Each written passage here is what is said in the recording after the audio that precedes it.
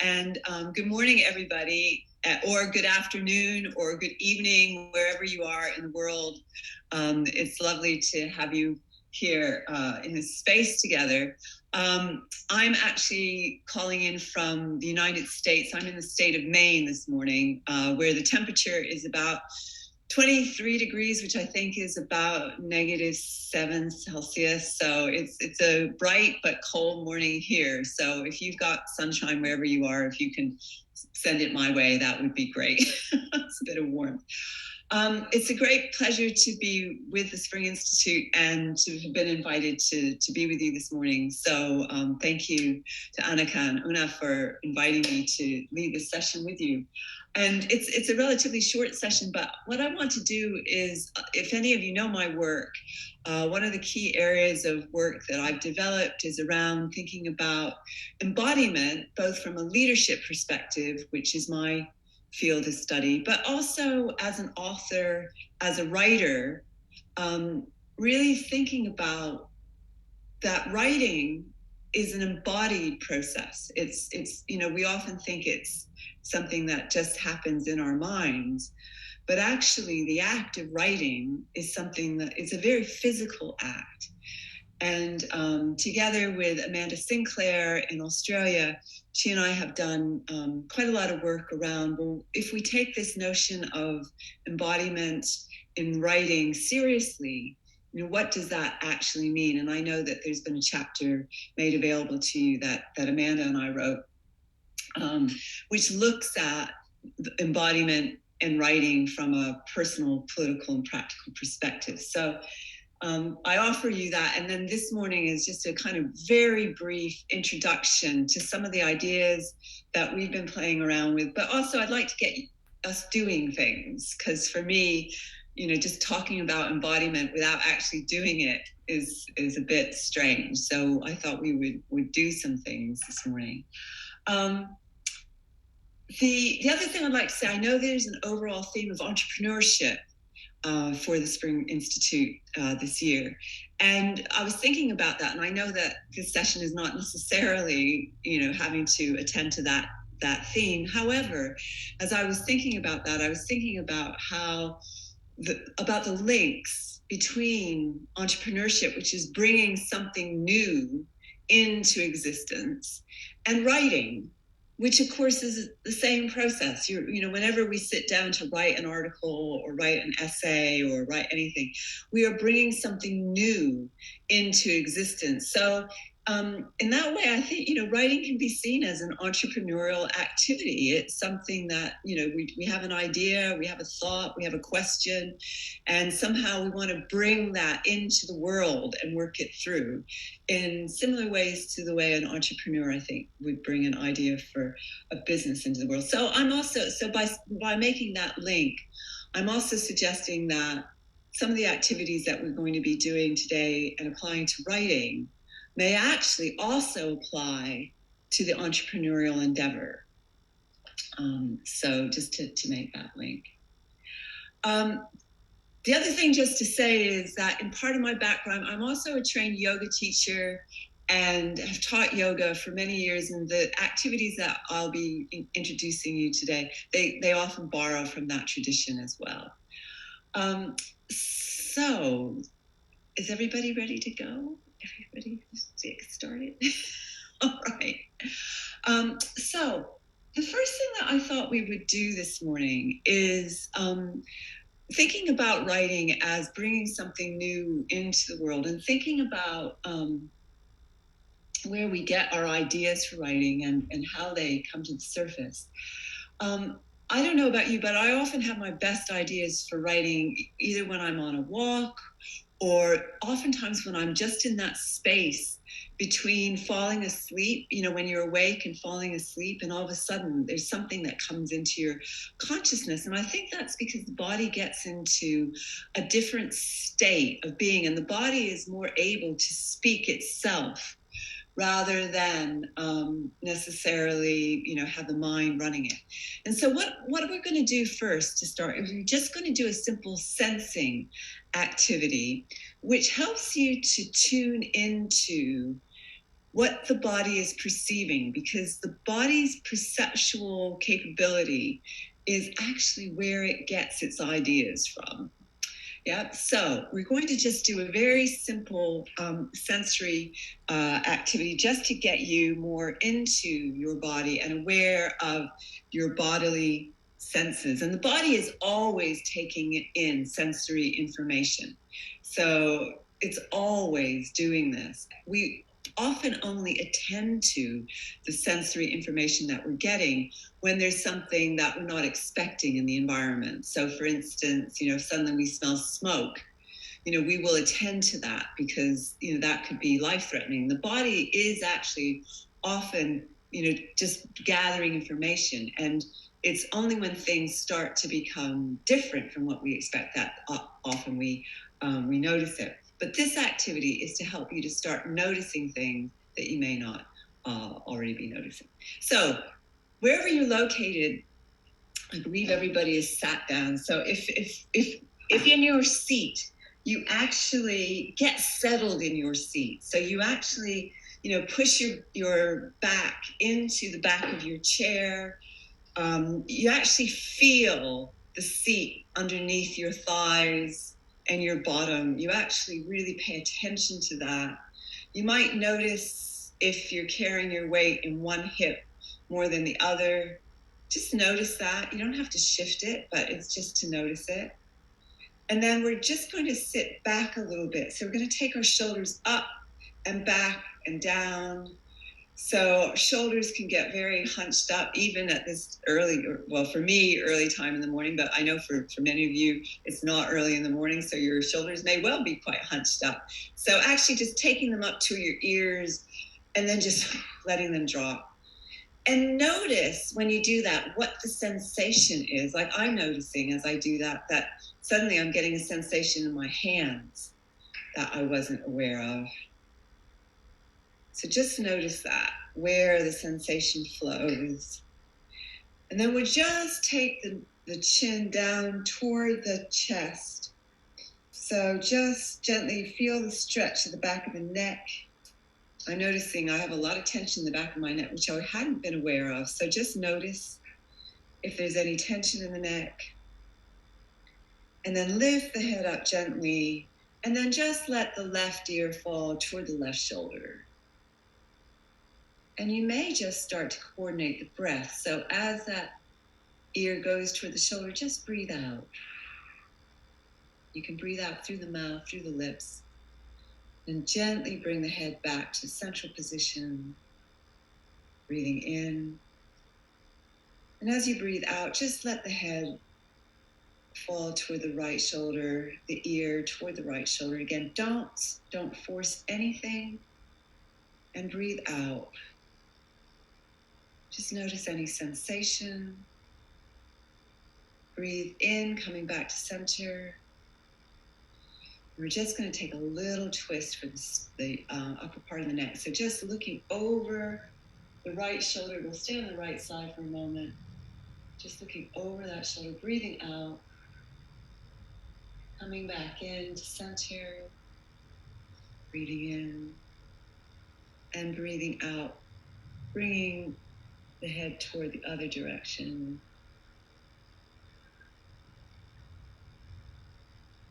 Breathing in, coming to center. If you'd like to close your eyes, feel free to do so. We're just going to just focus in on the breath for a minute. So if you just put your hands on your belly and just notice as you breathe in, notice if your belly rises. And as you breathe out, let the belly fall. So breathing in, the belly rises. And breathing out, the belly falls.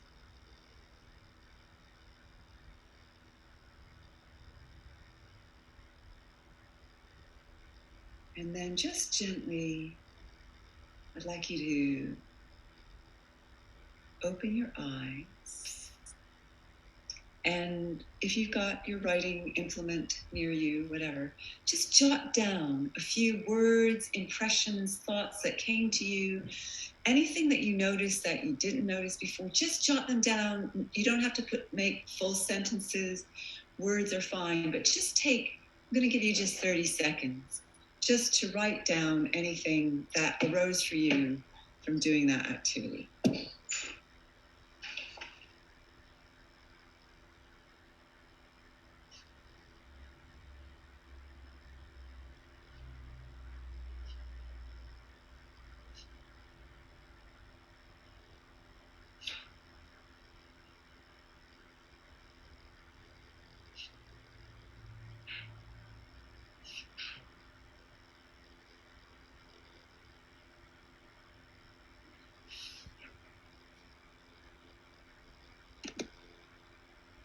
I don't know if anybody would like to share either in the open space, anything that came up for them that might have surprised them, or if you don't want to share it in the open space, you might want to put it in chat. But if anybody would like to share anything, for instance, one of the things I noticed was just from doing that, I felt more present. I don't know if other people had a similar experience. Okay. We'll just move on to another activity, just because 20 minutes is a very short amount of time. So I've said that writing is an embodied activity, and I don't know if many of you have experienced writer's block, not being able to write, actually getting down to the page and not knowing what to say. Is that something that I only suffer with? Always. Okay, good. I'm not the only one. All right. Well, I'm just going to offer you, in the last 5 minutes before it's opened up to questions, just a little activity that I do when I'm feeling writer's block that helps me. So the first thing I do is I take a blank piece of paper, and I do this in longhand just because I find it works better for me than when I'm on the computer. But if the computer is your mode of writing, then that's fine too. But I write at the top of a page, what do I want to say? And I actually write that at the top, and I'm doing that now on the top of the page. So I just say, what do I want to say? And then I'm just going to introduce you to a little bit of tapping. So if you can do this standing up, you can do this sitting down.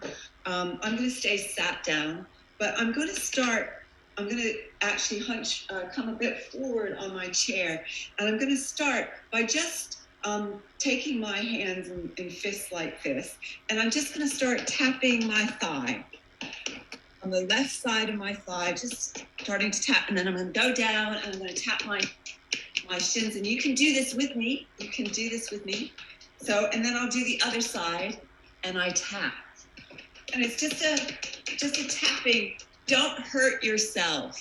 All right? It's really important that you just tap. Get down to your calf muscles if you can. You might want to just rub around your knee. Knees need a lot of love. I'm in my 60s, and my knees need a lot of love. So instead of tapping them, I rub them a bit. Then I'm going to come up. I'm going to tap my belly a bit.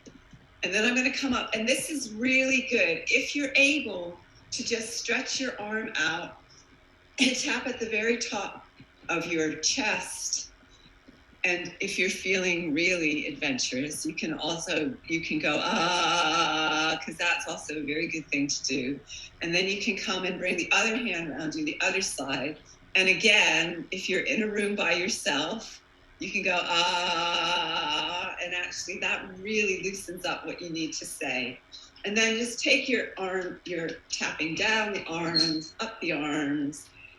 And then it's always good to spend a bit of time at the back of the neck, just tapping. And then just with your fingertips, just tapping your brain, your head.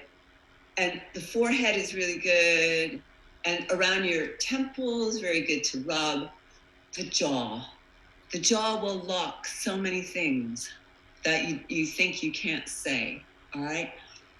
And just rub that open, and You can open your jaw. You can turn away from the camera, right? And just open your jaw as big as you can. And move the jaw. Things get stuck in the jaw. Things that you need to say get stuck in the jaw. And then flick your fingers. And then take up your implement or go to your computer. And then I'm going to give you 2 minutes to free fall write. Write whatever you need to say in answer to that question. All right, so you've got 2 minutes in answer to that question. What do I want to say?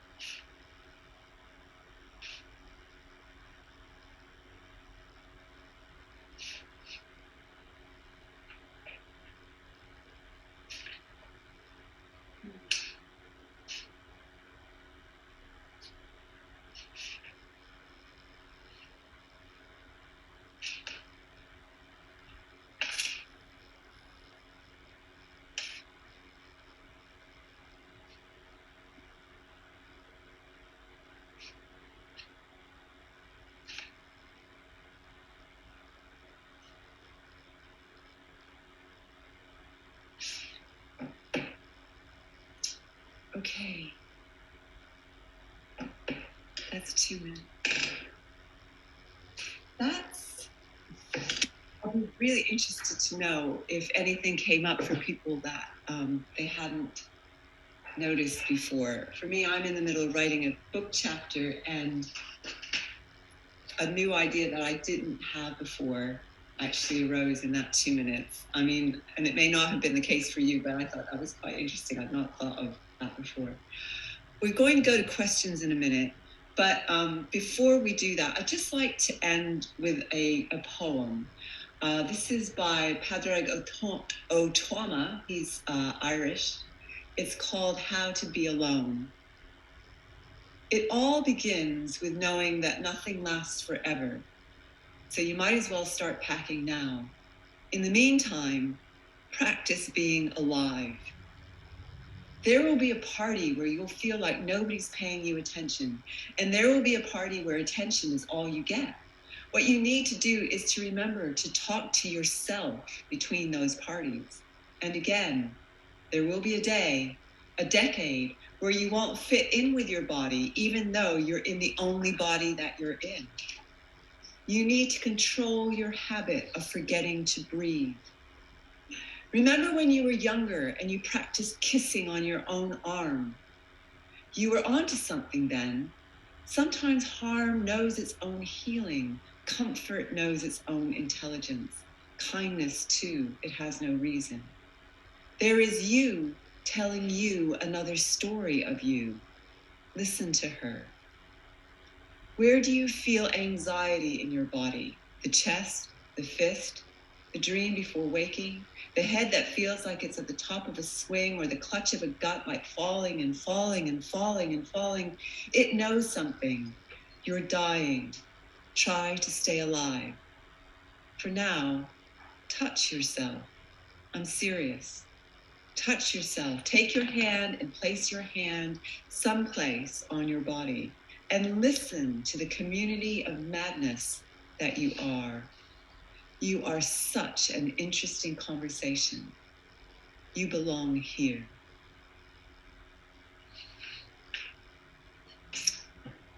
Thank you.